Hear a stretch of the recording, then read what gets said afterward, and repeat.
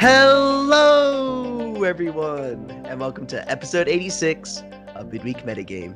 I'm Harry MTG, joined by my two regular co-hosts, Patrick Robertson. Everyone, I'm lying down. And Gabriel Nassif. Hey, what's up? Well. This is going to be a scuffed episode, I'm not going to lie. As Pat just hinted at, he's lying in his bed. Are you with Teddy right now, Pat? Yeah, he's lying next to me right now, and my back's pretty sore as well. Okay, that's happening. I just had the COVID vaccine. I think I caught the cold as well, so I'm feeling absolutely horrendous. You can probably hear it in my voice. And then, Gab, how do you feel, Gab? I'm feeling great.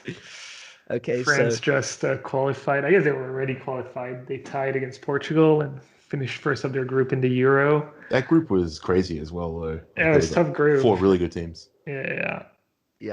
Well, enough about football. We're here to talk about Magic, okay?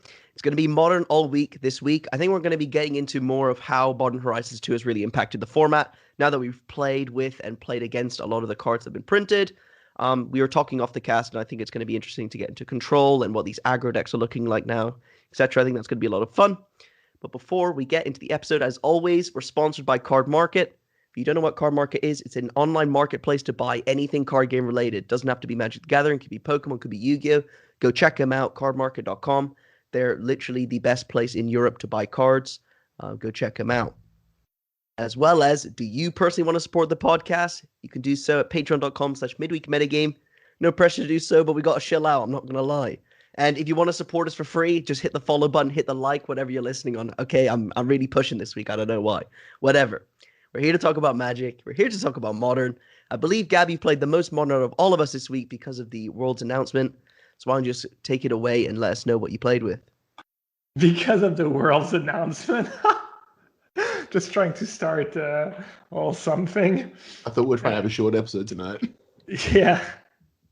For those of you who don't know, they announced the prize pool and the dates for Worlds, and it's $250K, which is not the 1 million they had talked about a couple of years ago, and the 1 million it was last year, but obviously it was the way everything's going.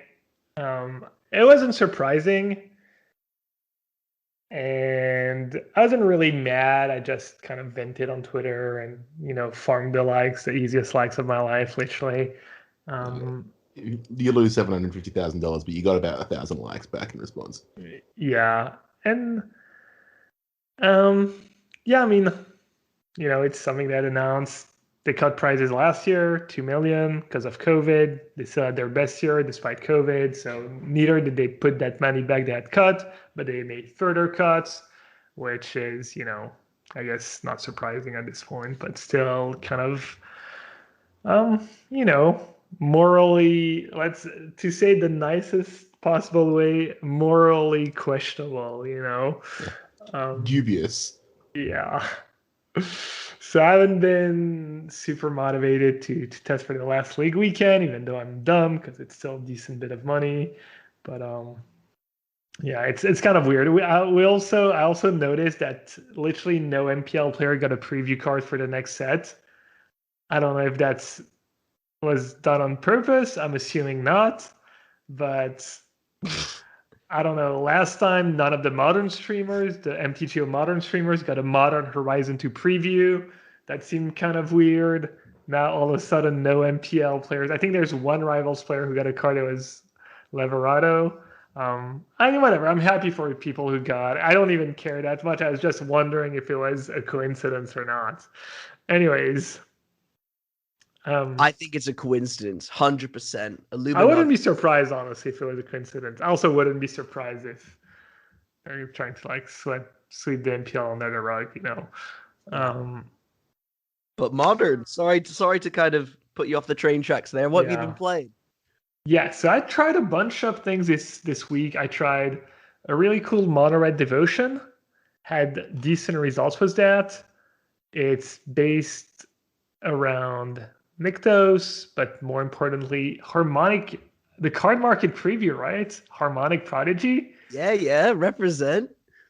How much can you buy them for on Card Market right now? Oh, we should check. If I go to Card Market's website, the amazing interface. Anyways, who forget what Harmonic Prodigy does, it's a red and one free prowess, and it if an ability of a shaman or another wizard you control triggers, that ability triggers an additional time.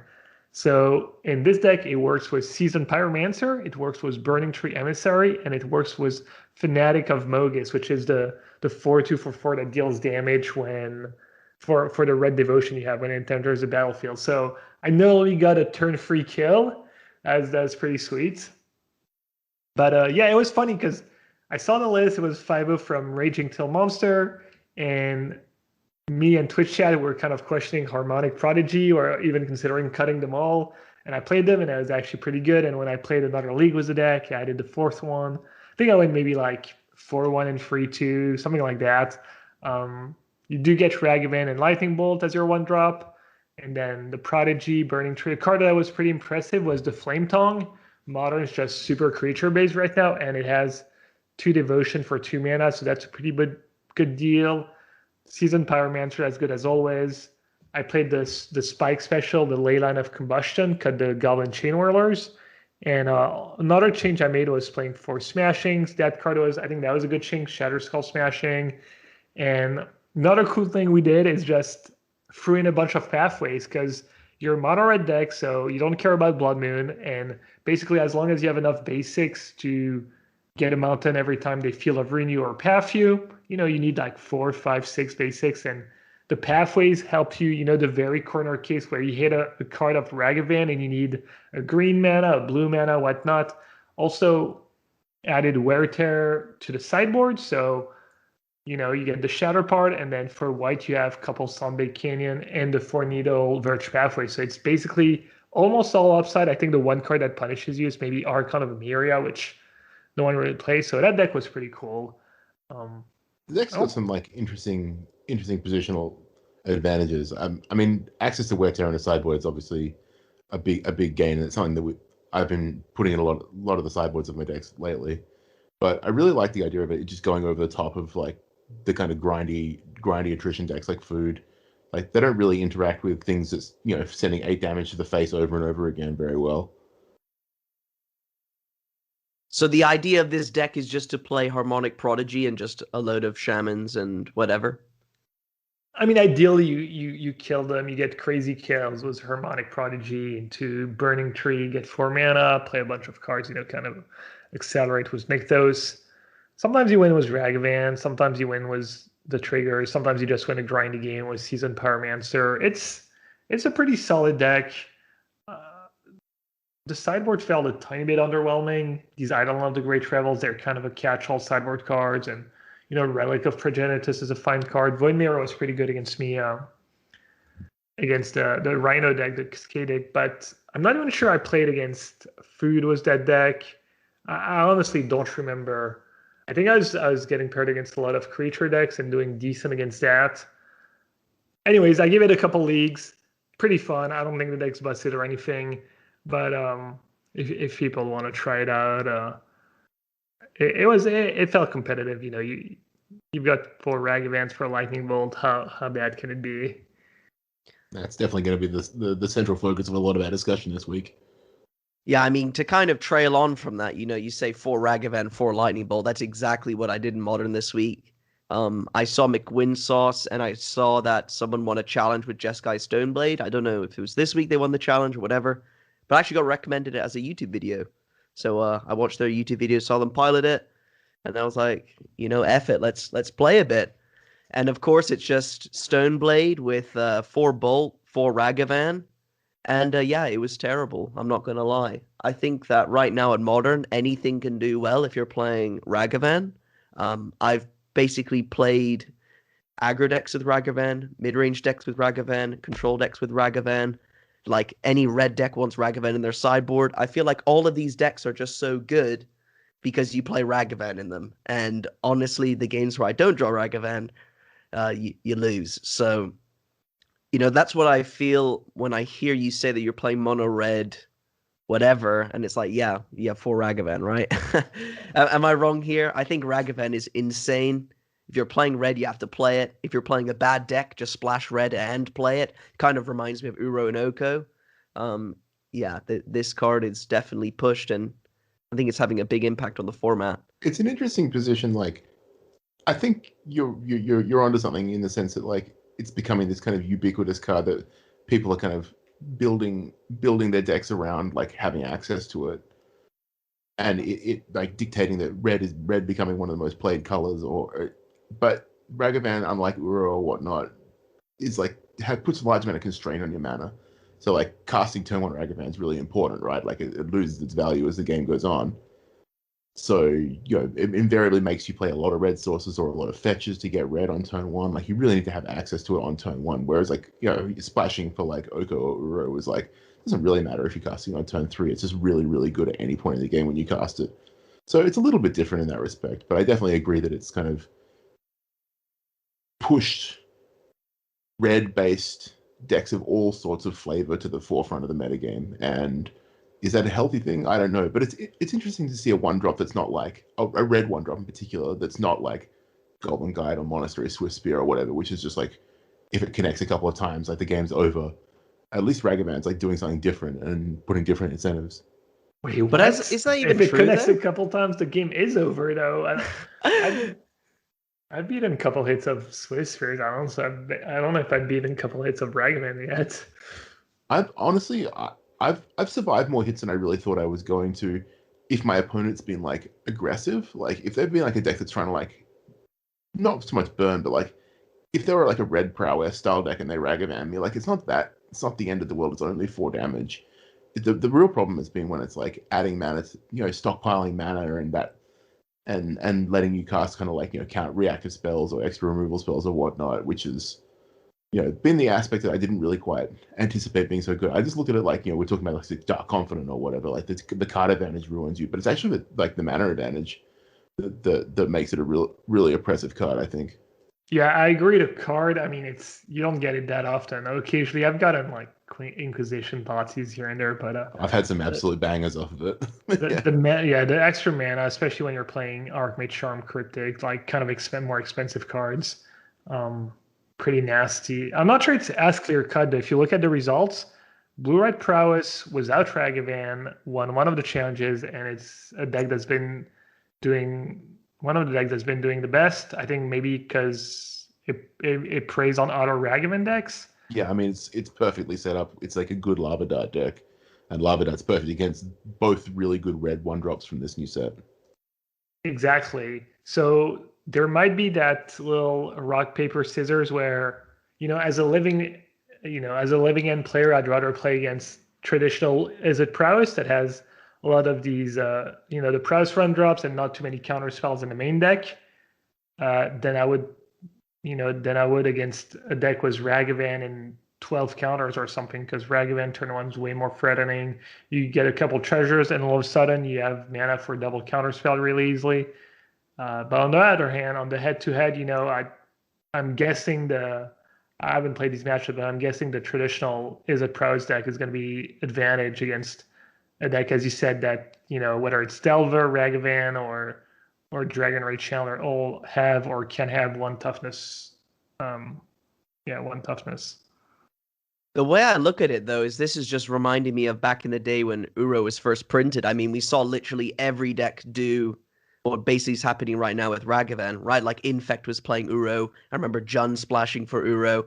That's what everyone's doing, and we're kind of still looking for that perfect Ragavan deck. When I look at this like blue-red deck that you've pointed out, I mean, it's full of every answer for Ragavan, right? It beats Ragavan. It kind of reminds me of how, like, I don't know, I guess Dredge came back or whatever when Uro was getting popular, and then people solved that matchup on the Uro side.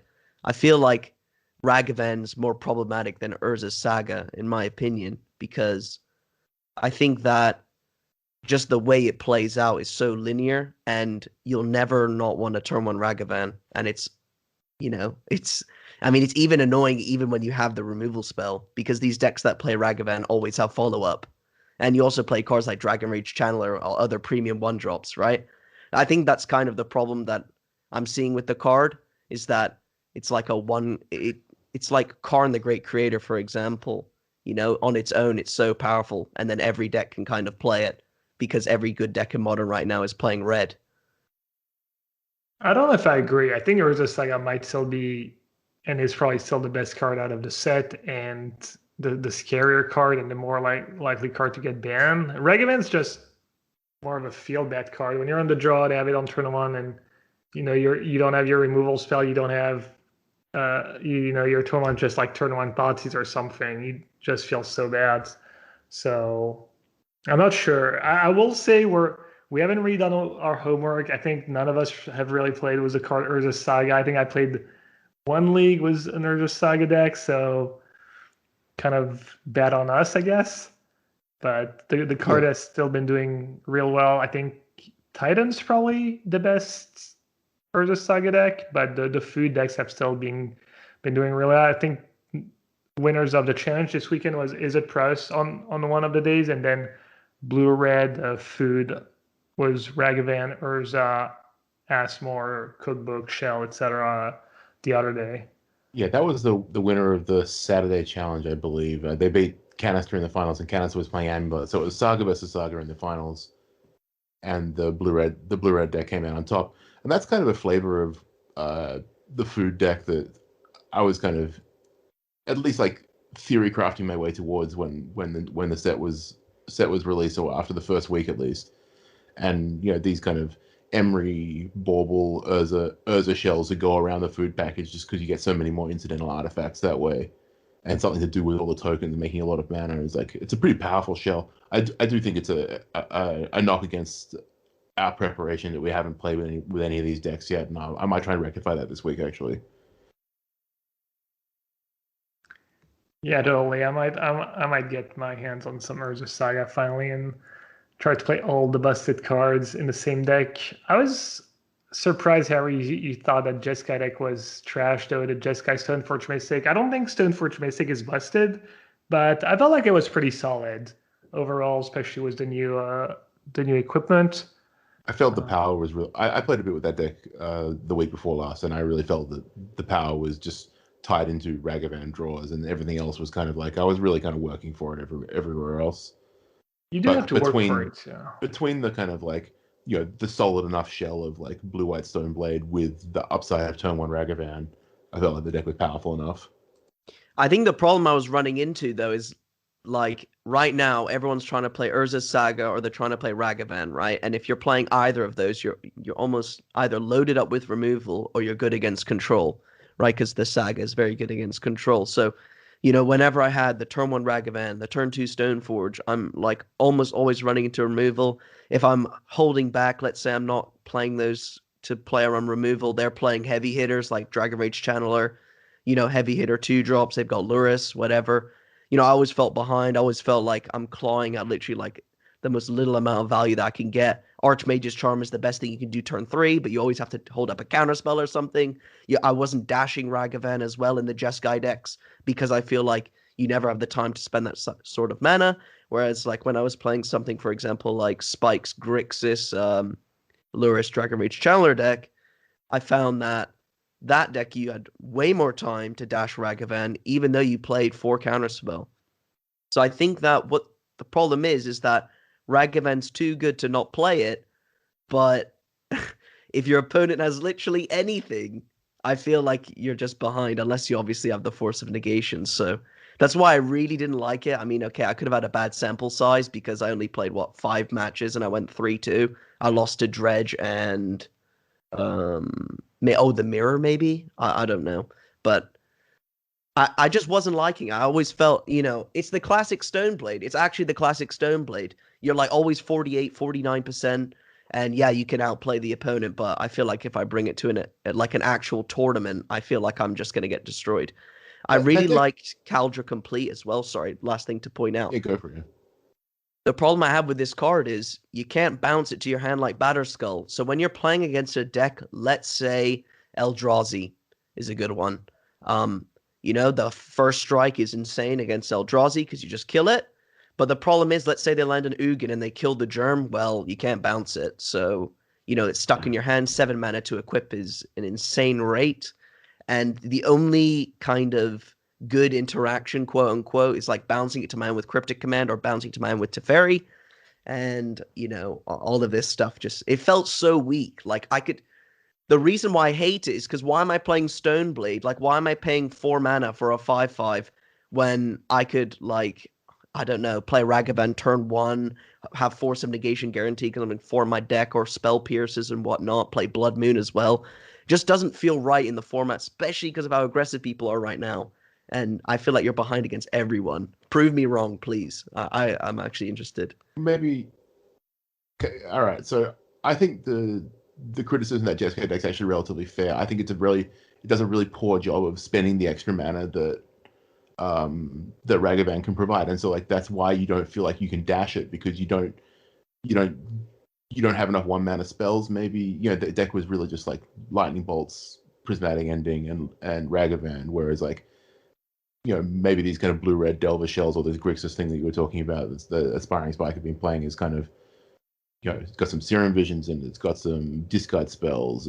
It's got Dragon Rage Channels. There's also extra 1-drops to spend your mana on, and so it's taking advantage of Ragavan a little bit better that way. Whereas the Jesco deck is quite reactive and a little bit kind of like higher up on the curve. So not taking full advantage of Ragavan in that respect. It also lines up nicely against if people are like packing like red removal, it's like pretty good in that spot. And it's good against Fatal Pushes, it's good against red removal. It's like really bad against Prismatic Endings and Path to Exiles. So it's kind of got its good spots, it's got its bad spots. And I think after playing, I played a bunch with Stoneforge Mystic and Caldera Complete now. I think that at this point I would say that it's worth the third equipment slot. But I'm not being impressed with Stoneforge Mystic overall in general.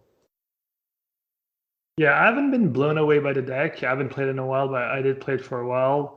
A league and a bunch of leagues and a challenge, and I thought it was a good Ragavan deck. I thought, you got in spots where you got to dash and equip with Sword. You got in spots where you had to Fairy Time Raveler, and you just dashed a Ragavan so they could never Fatal Push it. And I think that any deck that plays Jace does a decent job at using the treasures. If anything, yeah, I feel like a deck like that. I mean, the other versions of Blue-Red are also good at using the treasures because you have 4 charms, 4 iterations in some versions, so you don't run out of cards super easily, and you have the eyelets too. But I was even, hard casting Caldera Complete was the treasures. And Stoneforge, I thought the best part about it was just getting Batterskull. Even if your Stoneforge died, you just cast turn 5 Batterskull, and in a lot of matchups that was just super game winning. And I've been on the other side too of just playing these decks that are like, oh god, they have I killed a Stoneforge, but in a couple turns they're going to play Batterskull, and I don't have a great answer to it. So I think it has some decent things going for it. You get some nice sideboard options too. Wear Tear is like pretty cool card against Urza Sagas and Dryads, and it might be a bit worse if the format just goes to more of these blue-red decks or more artifact-based and less targets for the enchantments, less blood potential where you get to fuse Wear Tear. But yeah, I think that deck's fine. Canister made top 8 was that deck. He went, not the greatest record. I think he went 5-2, got in on breakers, and then lost in the quarters. So... But he thought it was good enough to play in the challenge the day after he made the finals, and probably should have won. Was just a pretty straightforward build of Titan. So yeah, what else? I played some more Living End. I played it in the Saturday challenge. Went pretty solid 5-3. Some tough matchups, some tough draws. I think I tried some stuff out. I hadn't had really time to experiment with the deck this week. I played a basic forest. I played a gemstone cavern. Did not like the cavern. Never came up for me. Maybe I'm just unlucky. I did miss the sunken runes. I had to make some cuts. I cut the sunken runes, and I felt like maybe the gemstone cavern was a sunken runes in a couple of my games. I could have maybe won by suspending Living Ends, etc., hard casting Griefs. That Sunken Ruins it's punched above its weight. Every time I watch you play it, like you said, like hard casting Grief was a big part of it. And also, I've seen a couple of games we suspend Living End. It does quite a lot for that deck without asking very much. Yeah, it does. It also, I've definitely gotten screwed. My only lane in my opening hand, or it not being a fetch land and me missing my red. So it is super hard to evaluate. I'm not even sure the first copy is worth it, even though I've definitely used it to win games. Yeah, I think the one land aspects are a really important point actually. So one of the powers of that living end deck is that it doesn't really worry about what its opening hand is particularly, because if it doesn't have its combo pieces in hand, it has cyclers in hand, and so you can just keep basically anything and just cycle into what should be a reasonable hand of lands and spells. And so yeah, having those one land hands get shut out when you draw Sunken Ruins as your one land is a bit unfortunate, but I mean, you kind of don't really mulligan a huge amount with that deck, I guess. So, maybe you can afford the equity there. I don't know. Yeah, that's what's so interesting about deck building. Everything is given. Nothing is free, right? There's almost no cards, no lands, no anything that is good enough that is the 100% right to play for sure. Um, so it's everything you do. Sure, you're going to gain a few percentage there, but it's worth it overall. Anyways, um, what else did I experimental with? I added a couple wind color ravens, just another one mana cyclers, and cut a Waker of Waves. Even though Waker of Waves super nice body, and sometimes it's the best cycling card you can have. It can also definitely be a little clunky if you're stuck on one, or if you have too many, you draw too many and you can't cycle through them fast enough. So I think I've liked that change. That's kind of getting in the nitty gritty of things, but since it's the deck I've been working the most on, why not? I'm still on the fence with Brazen Borer. I feel like you don't really need the card, but it is still a good catch-all. It is a good, still a blue card you can pitch. Still been liking Subtlety. I even went up to 3 in the main deck. I think I would still maybe keep 2. Same for Force 2 in the main, 2 in the sideboard. And sideboard, I'm kind of sold on just Fairy Macabre at your Graveyard Hate and maybe Extra Endurance, but I don't have them right now. I like Force of Vigor. I like Foundation Breaker. I like Ingot Sure Seal. And Damping Matrix is kind of the anti-food card. That card's been decent for me so far. Probably need a few more revs, but it stops everything they do, and it stops their Graveyard Hate, which is usually Crypts and Soul Guide Lantern. So that card's been good. Maybe it's a card that's also not played enough in the other sideboards. I know I played the League was a blue-red deck, and I just threw one in my sideboard because I was like, why not, So it'd be cool. It'll be interesting to see if that card picks up stock or not. Is Brazen Bar the only adventure creature you play? Yeah, I don't think Stomp is good enough to justify the spot. Brazen Yeah. Bar is, somewhat of a clean answer to a Chalice or a Bridge. I'm not sure. Maybe you could play Foundation Breaker, but there's a lot of the Ensnare Bridge decks that also have Welding Jar. So I've definitely gotten in spots where I actually drew my main deck Breaker, but they had a Bridge and Welding Jar. So I kind of wish it was a Brazen Borer. I've played against a lot of Chalice of the Voids this week as well. Yeah. Really? Yeah, heaps. Who's playing Chalice? I played like against artifact decks. I played against it in like a Bring to Light Scapeshift deck. I played against it in Spirit sideboard. Yeah, I played against it in those 2 matchups, and I played against Spirits twice, and it was in the sideboard twice. Can you get Chalice from Urza's Saga? No, it's not. It doesn't cost explicitly 0 or 1.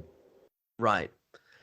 I mean, I've actually watched a lot of Ragavan Channeler gameplay, and I've seen like over the past week, honestly, every time the living end opponent has had Brazen Borrower, it's always been so great because it blocks Dragon Rage Channeler. That's one thing I kind of wanted to mention. Have you had that come up a lot? Or because I think I saw every match that someone was playing Brazen Borrower, they blocked a Channeler.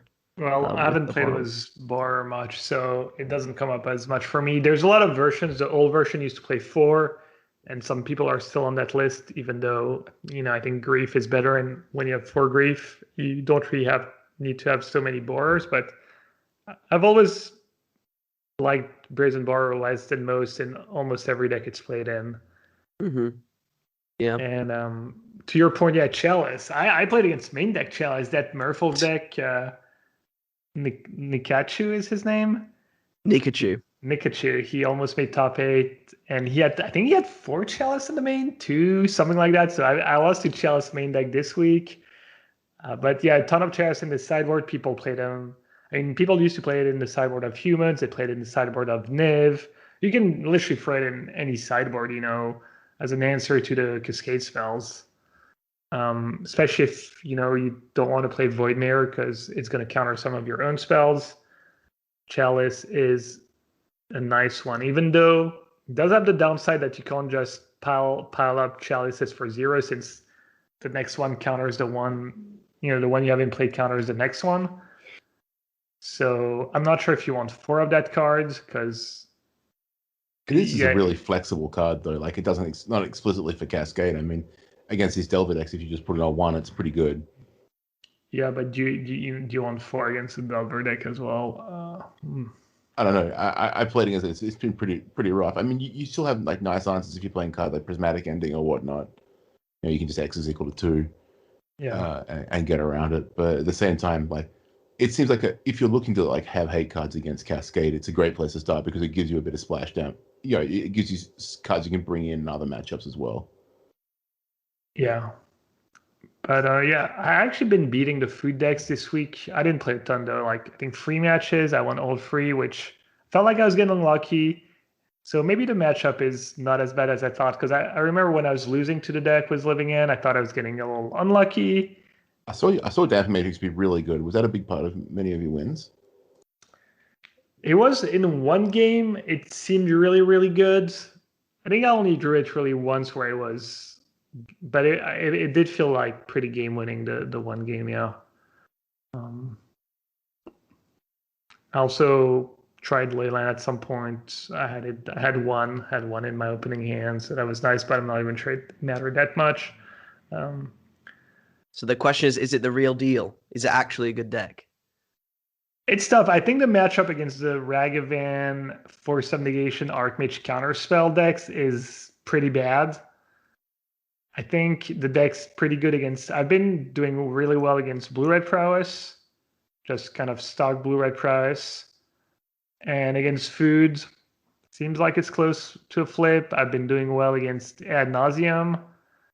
Titan, I actually got to play against Titan for the first time and lost a close one in what I felt like I should have maybe won. But I think third game they mulliganed to 5, but then they had like a really good opening hand and some good top decks. So it was close, because I got in spots where I couldn't living in, because I had countered a Titan, or I had made them discard a Titan with Grief, and my living in wasn't strong enough to overpower Titan. You get in these spots where your living in's not necessarily game winning, and they have the one Bajuka bug. You have to be careful.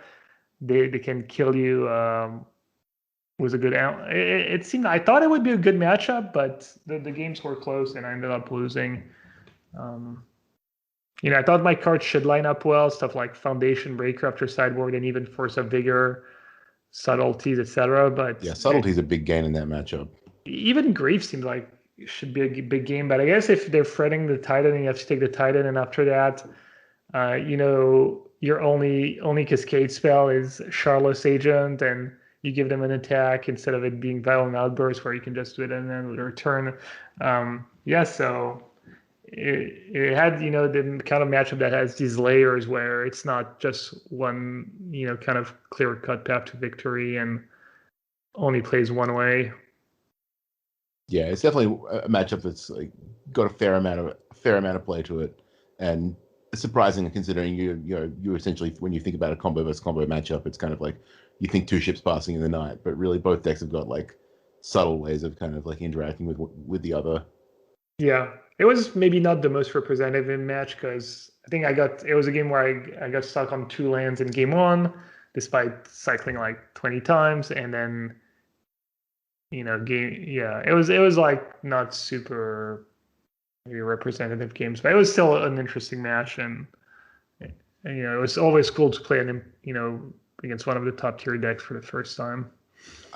You say you were you're beating ad nauseum. I actually, took a bit of like a deviation from our usual beaten path this week, and I played a lot of ad nauseum. I played 30 matches with ad nauseum this week.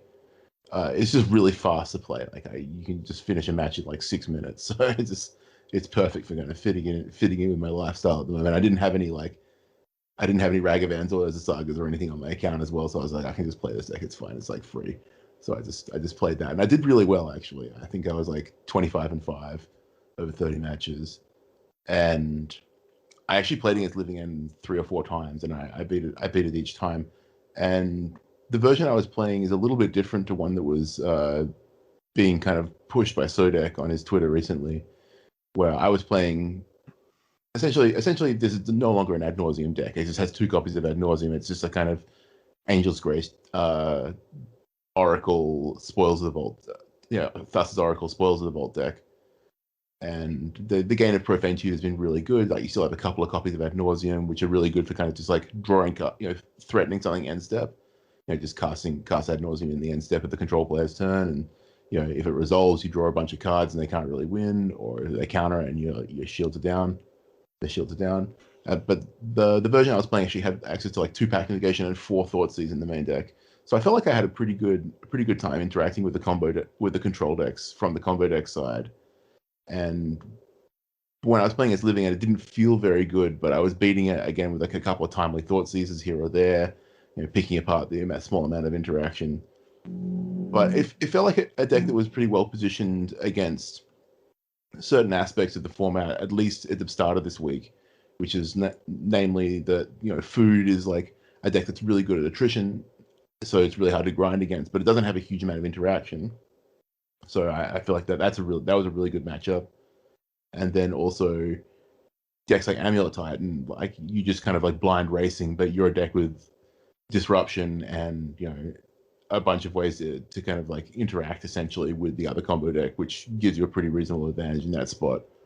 So I do think their Living End matchup's really close though, and like the force of negations, the subtleties, even endurance, getting you to shuffle like some of the cards back into your library when you go to Thassa's Oracle is like a real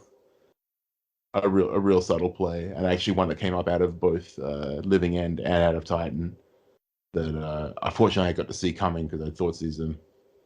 But, well, I never even thought about that.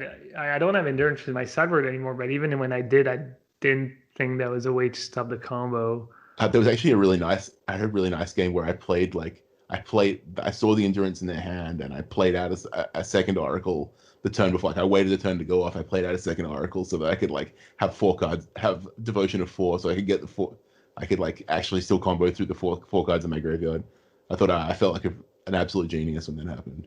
But it's a nice like subtle way of interacting, and the Titan player actually was the first person to really kind of do it against me, and where they summoned us back in response to me comboing. I was like, is this going to kill me? Oh wait, no, I've only got 1 card in my graveyard. It's fine, or 2 cards in my graveyard. So so I was really impressed with that nauseum actually, but I think the rise of these kind of blue Ragavan decks or Ragavan counterspell decks is too much for that deck to really handle. Yeah, agreed. I think that matchup's probably pretty horrendous. I've played twice from the Ragavan counter side, and that's kind of the dream matchup for your deck. They do have, I guess, Oracle. They can play it as a blocker on too, but you still have Lightning Bolts. Yeah, exactly. There's a lot of redundancy in that ad nauseum deck, which is something I've been really impressed with. I really like that you have kind of like 7 Angel's Grace effects. You have essentially 6 Spoils of the Vaults between the 4 Spoil of the Vault and the 2 ad nauseum. And then you have like 4 Oracle, but you also have the 4 Profane Tutor. So it's really quite easy to set up a kind of situation where you can, get something countered and have redundant backup, or go get the pact negation in the right spot. But at the same time, challenging matchup. The version that Sodek was playing and pushing had 0 Thoughtseize, and he just had a lot more cantrips and the 3rd pact negation in the main. But if I think about it, I really didn't like that approach. I think that interacting and kind of seeing what you're up against and clearing the way is actually far more reasonable than just trying to like assemble like 1 pact. I felt better like trying to punch a hole and then maybe going to get disruption with Profane Tutor later on. but I can see the benefit to also just having more sleight of hands in the deck. That's interesting deck that was seemed well positioned about a week ago, and if that kind of like semi-interactive combo deck is your jam, then you should think about picking it up and dusting it off, because it's fun to play, it's fast to play, and I think it's got some pretty good matchups in the format right now. Yeah, I lost to that deck was living in before I had grief, and I think since I don't know if I played twice against it or 3 times, but I don't think I've lost a game since I did grief. I know you said you beat the grief version when you were playing against it, but yeah, they're all brief versions for me. It's felt pretty easy. I mean, that deck it's almost unlosable. If you have grief plus a living in, you get to grief them twice. They can almost never like reassemble the combo fast enough. And after sideboard, you get more interaction. Foundation Breaker is actually pretty good against them, whether it's to slow them down on the artifacts or get rid of unlife. So yeah, I think I said this to you when you were on stream actually, but like I was 4-0 against it, and I didn't think it was very good for me. Yeah, one card that's surprisingly good against them is Subtlety too, because the way the Oracle deck works now is much more all in and less resilient.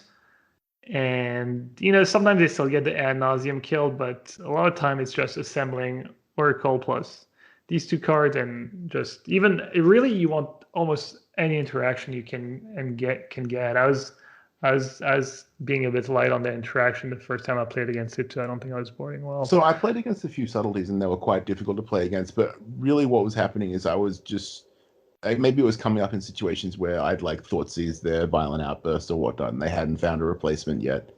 And so when they were subtletying me, it was really just purely just kind of memory lapse subtlety, and I would just go again the next turn. Yeah, because you don't have to commit in that spot. Like you just cast the Oracle first, and if it resolves and trigger in a sec, then you just cast your other spells. So yeah, not necessarily like that big of a deal if your disruption package interacts not positively with theirs, with their hand. And that's one of the weaknesses to the version that with no Thoughtseize that Sodek was playing as well. It's kind of you're kind of like a slave to whatever their interaction is, whereas like you can actually make the game a little bit kind of grimy and mucky with a card like Thoughtseize, where you can have a game where you just go Thoughtseize and cast Ad Nauseam off your Lotus Bloom and draw like 10 cards, which just came up a bunch of times for me. This deck honestly just seems like kind of like playing Blue-Red Storm, like 8 months ago. Like it works, like it does its stuff, but it's really not that good. I've played against this deck like 2-3 times now. The only time I've lost is when they had literally everything, like the Thoughtseize, the counters, and the combo and whatnot, and the Profane Tutor.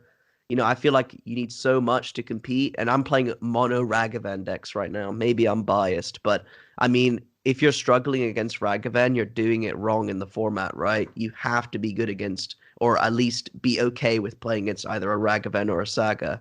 And I just feel like this deck honestly is so like, I think it's like playing like Blue-White Miracles right now. Like it does the job.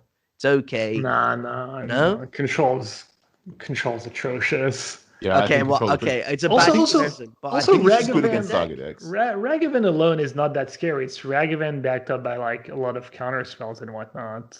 I'm guessing it's not that bad against blue-red food Ragavan.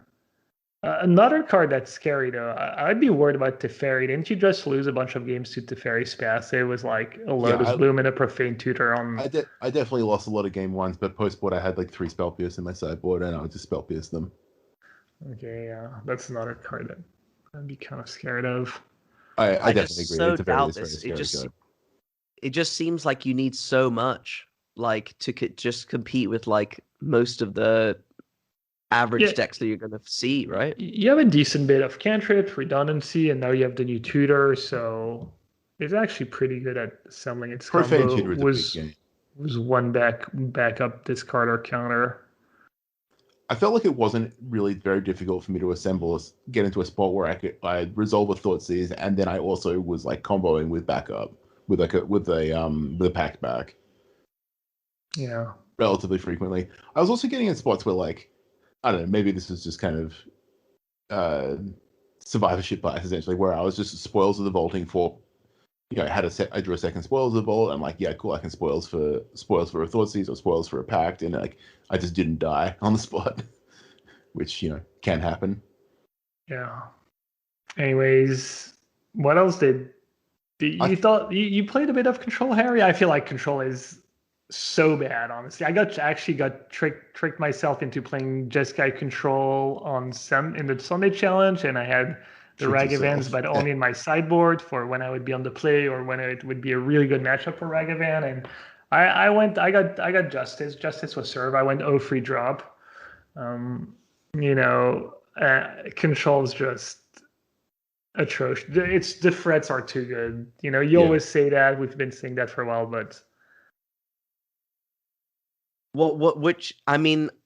I think Control is not great, like you're saying, but I feel like Prismatic Ending is like kind of, letting us hang on thin string. I don't know. I'm happy to play Control right now, but it doesn't feel great. That's how I feel about it, honestly. I feel like if you're putting Ragavan in your deck and you're playing Prismatic Ending and Archmage's Charm, you can't go wrong, right? I just don't think those decks are explicitly Control. I think the best setup for that is to be kind of Delver-ish, and we've seen a lot of Delver decks do well recently as well. Like we've spoken like around Dragon Rage Channeler and how powerful that card is all episode essentially, and maybe it was time that we just kind of spoke about how good that card actually really is in detail. The card is just amazing. It's like it's everything you want Delver to be.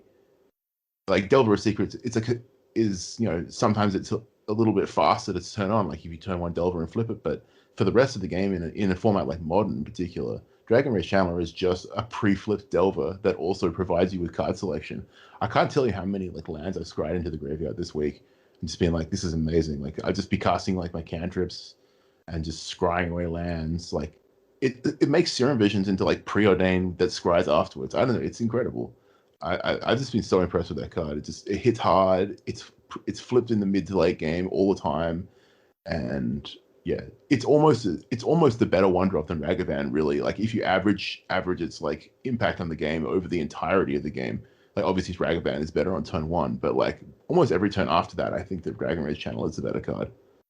Yeah, I mean, I completely agree with you. I did play a load of Channeler last week, and that was it was only in like 4 Force of Negation, 4 Charm, like loads of cheap spells. Dragon Rage Channeler is really, really powerful. I really liked it. I just think that, what do I think? I think it's really good, but I think that if you're playing Dragon Rage Channeler, you're not, they go together, right? They go together. And I don't really know how to feel about the card. I mean, it's very, very powerful, but I don't know. Is it really, really that good? I don't think it's like ban-worthy level. Like, I'd say Ragavan's more ban-worthy than Channeler. Cards can be good and not ban-worthy. Like, the Magic existed for like 30 years without I don't know. I would give it like a solid like 7 out of 10, but I'd probably put Ragavan like a 9 out of 10. I'm not sure.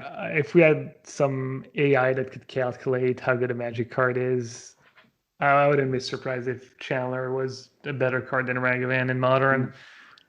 That hurts. The card actually makes the card Delver of Secrets is actually doing well in tournaments again.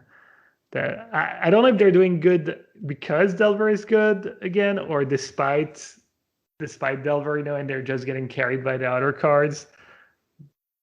But yeah, Dragon Rage Channeler, definitely the real deal. Card's just obscene. And the one card I was wondering about is the Regent. Have you played with that card, Harry? Murktide Regent, the Delve creature. I've had so many YouTube comments. I've had so many messages. Please try out this card. I was going to try it out, but I never had the time. But my close friend, Rasmus, was playing a lot with it, and I think he got 3 5-0s with it in Blue Moon. So I do believe it's the real deal. Just playing 4 Thought Scour, and I think he was playing 3 Regent in a shell, and it was very powerful. So I definitely think it's better than Bedlam Reveler. I think when it was spoiled, I was saying to you guys that why would you ever play this over like Bedlam Reveler, right? But I think the idea is that it's 2 mana. It's 2 mana faster than Bedlam Reveler, because Bedlam Reveler is instant and sorceries only, right? Whereas the Murktide Region is just Delve. Yeah, and I think that's why it's so powerful. We have a long history of Delve being a very, very, very, very, very broken mechanic, and I've seen Murktide Region in play a few times. It's been really impressive. You do have to make this decision when you're building your kind of blue-red deck, though. Like, are you going to be a Lurrus deck or are you going to be a Murktide Region deck? And they wind up looking a little bit different on paper. I mean, you can access to Region, but also means you can get access to like cards like Blood Moon, but Lurrus is Lurrus, right? So I've only played the Lurrus versions. I haven't played with Regent yet, but I can see the value in it. Yeah, I believe my first league was a blue-red deck, and I was also super impressed by Unholy Heat. Nothing new if you've been playing these decks or watch someone like Spike play this deck. I was killing Kroxa. I could see winning games where you get paired against Titan and sure to get the trigger, but you still get to kill it for 1 mana. Shoots a Teferi on 5 loyalty, etc., etc. That card is as good as advertised by others.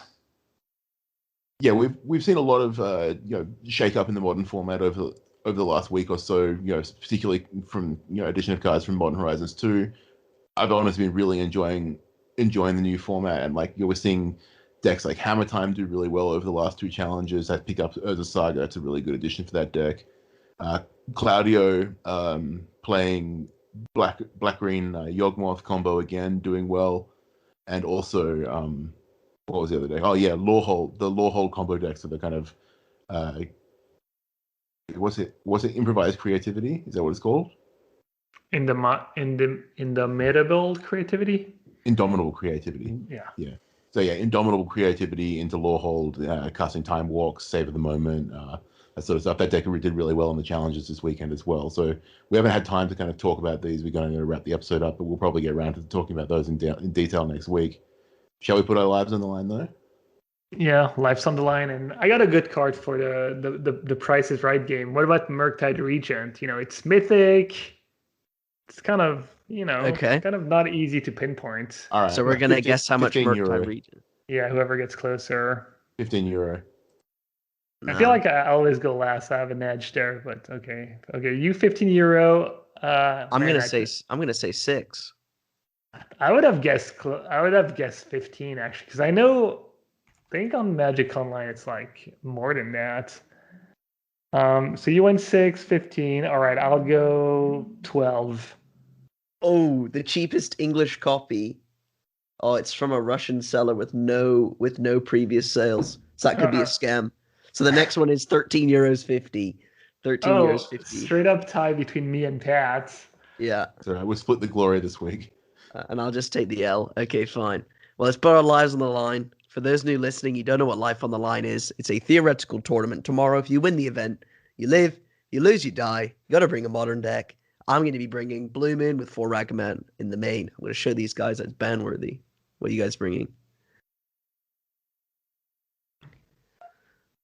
My heart says Living End, but my head says Blue-Red Prowess was for basically the list that won the challenge. No Ragavans, but 4 Dragon Rage Channelers on top of the Swift Spear. It's basically Channeler replacing Sprite Dragon, and you still have Swift Spear, Soulscar Mage, and Entity. What about you, Pat?